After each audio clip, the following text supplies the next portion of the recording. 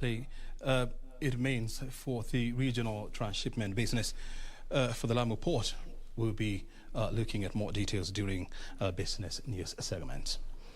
A consortium of civil society organizations is calling on the Auditor General to conduct an audit of alleged use of public resources in the Building Bridges initiative and surcharge those found culpable.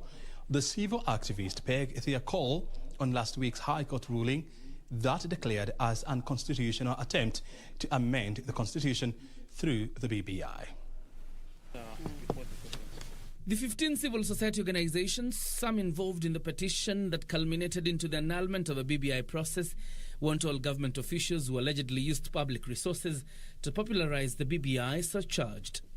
Based on this, it is clear that Kenyans have lost public resources, taxpayers' monies, on a process that has already been declared unconstitutional and illegal. We ask that the Auditor General immediately and expeditiously conducts an audit of all public resources, both monetary and non-monetary resources that have been utilized in the BBI process from its inception to date, including the sources. The consortium condemned the criticism directed at the 5-judge bench that annulled the BBI process, terming it a smear campaign meant to dent the credibility of the judiciary. You are sending wrong picture to the people. You are sending wrong picture to the whole world that we have judiciary that it's there working for certain people, mafia thing, and this is wrong. It is wrong, it is very dangerous, and it should not be repeated. Tukiachilia kwamba mahakama zetu zinyimwe fedha, zipigwe vita, sisi kwisha. They also want Parliament to enact public participation legislation to define the parameters qualifying public participation, as pointed out by the 5 High Court judges.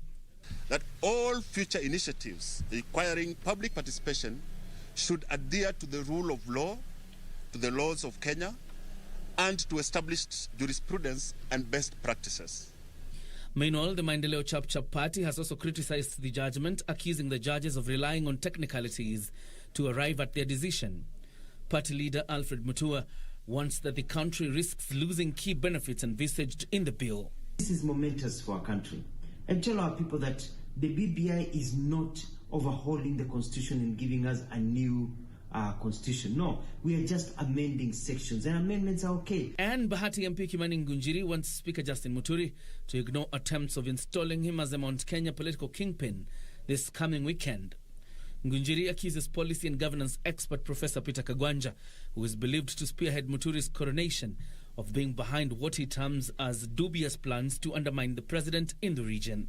Let me tell you, my brother Muturi, you are my good speaker, umemaliza miaka yako, maliza good finishing here 10 years.